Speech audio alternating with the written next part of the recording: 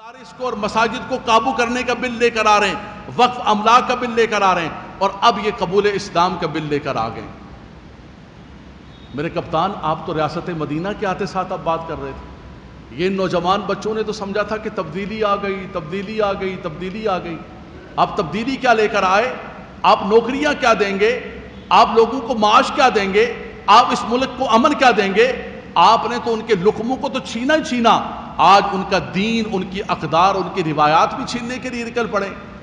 آپ لوگوں کو راستہ دکھایا، ریاست مدینہ کا ایک بھاشن دیا آپ نے، لوگوں کو خوش کرنے کے لیے آپ نے ایک نعرہ لگایا، ڈگڈگی بجائی، جیسے لوگوں کو بیوقوف بنایا جاتا ہے، اور آپ ہر دن اسلام کے اوپر حملے کر رہے ہیں۔ 75 سال کے اندر اور 50 برس کے اندر جب سے جو ہے تحفظ عقیدہ ختم نبوت کا بل پاس ہوا ہے، کسی حکومت نے، سارے ڈکٹیٹر آئے ہیں، سارے کی ساری حکومتیں آئیں جنہوں نے ملک کو لوٹا، لیکن اتنی ہمت کسی نے ہی نہیں کی ہے کہ پاکستان کے اندر قادیانی مرتد ہے، کافر ہے، لادین ہے، ان کو لا کر آپ بڑی بڑی سیٹوں کے اندر کمیشن پر بٹھا رہے ہیں۔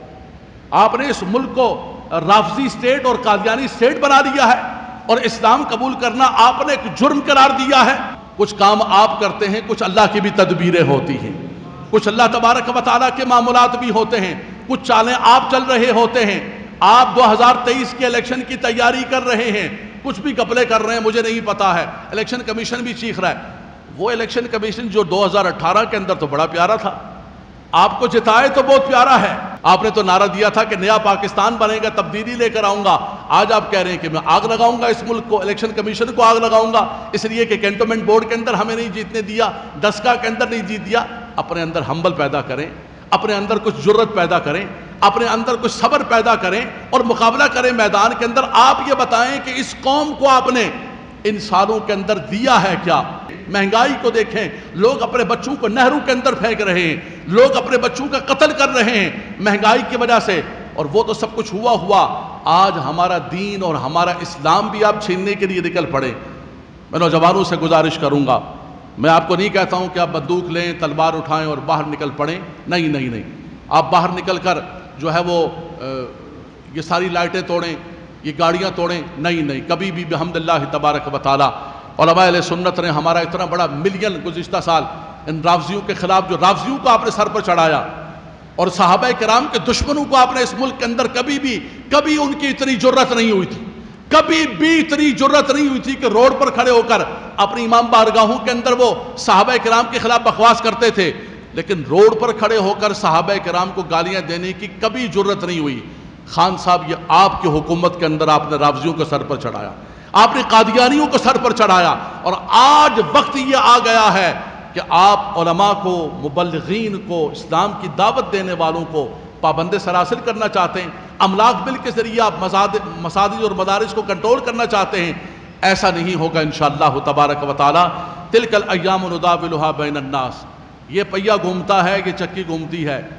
کوئی لندن کے اندر بیٹھا ہوا وطن کی ہواؤں کے لیے ترس رہا ہے، ماں کے جنازے کے اندر نہیں آ رہا، کوئی ہسپتالوں کے چکر لگا رہا ہے۔ خدا کی قسم، جس طرح یہ تباہ و برباد ہوئے، آپ ہی تباہ و برباد ہوں گے۔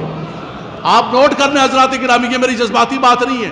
آپ یہ نہیں کہنا کہ مولانا صاحب نے جذباتی خطبہ دے دیا، نہیں، یہ جذباتی خطبہ نہیں، یہ ایمانی خطبہ ہے۔ یہ دل سے آواز نکل رہی ہے کہ تم اسلام پر حملہ کر رہے ہو، تم پاکستان پر حملہ کر رہے ہو، پاکستان کی بنیادوں پر حملہ کر رہے ہو۔ میرا مالک و مولا تمہاری اس کرسی کو کھینچ لے گا، تمہاری اس طاقت کو کھینچ لے گا۔ انہی ہمارے بچوں نے ووٹ دیا تھا، انہی ہمارے نوجوانوں نے ووٹ دیا تھا، اس لیے ووٹ نہیں دیا تھا کہ اسلام کو چھین لو، لقمے کو چھین لو۔ یہ دن بدل جائیں گے خان صاحب، تباہی بربادی آ جائے گی۔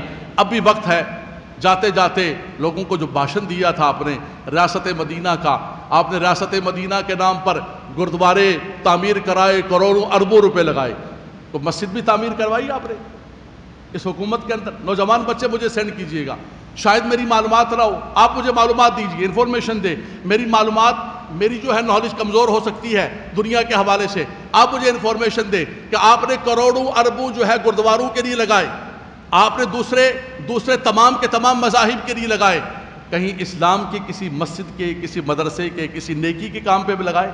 ہاں، آپ نے اور آپ کے ایک جاہل وزیر نے، اس ڈبو نے مسجد وزیر خان کے تقدس کو پامال کروایا، مسجد کے صحن کے اندر بنگڑے ڈلوائے، مسجد کے اندر شوٹنگ کروائی، کوئی بھی کبھی ہمت نہیں کر سکا آج۔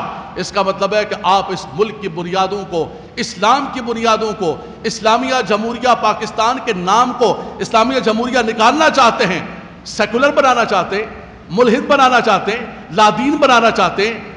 آپ یقین کریں میں اس بات کو مانا نہیں کرتا تھا، میں کہتا تھا ایسے سیاسی طور پر یہ نعرے، ہر بندہ نعرہ لگاتا رہتا ہے، سیاسی پارٹیاں ایک دوسرے کے خلاف، سارا چوروں کا ٹبر ہے، سب کھانے کے لیے ایک نعرہ لگاتا ہے، دوسرا نعرہ لگاتا ہے۔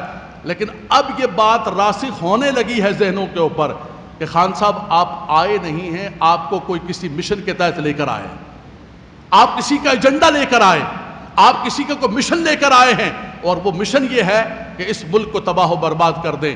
لیکن میرا مالک و مولا کرم کرے گا، میرے رب کی ذات کرم کرے گی، یہ ملک باقی رہے گا، مسلمان باقی رہیں گے، یہاں کا اسلامی تشخص برقرار رہے گا، اقدار باقی رہیں گی۔ اور جس مشن کے لیے پاکستان حاصل کیا تھا کہ پاکستان کا مطلب کیا؟ پاکستان کا مطلب کیا؟ پاکستان کا مطلب کیا؟ محمد رسول اللہ صلی اللہ تعالی علیہ وسلم۔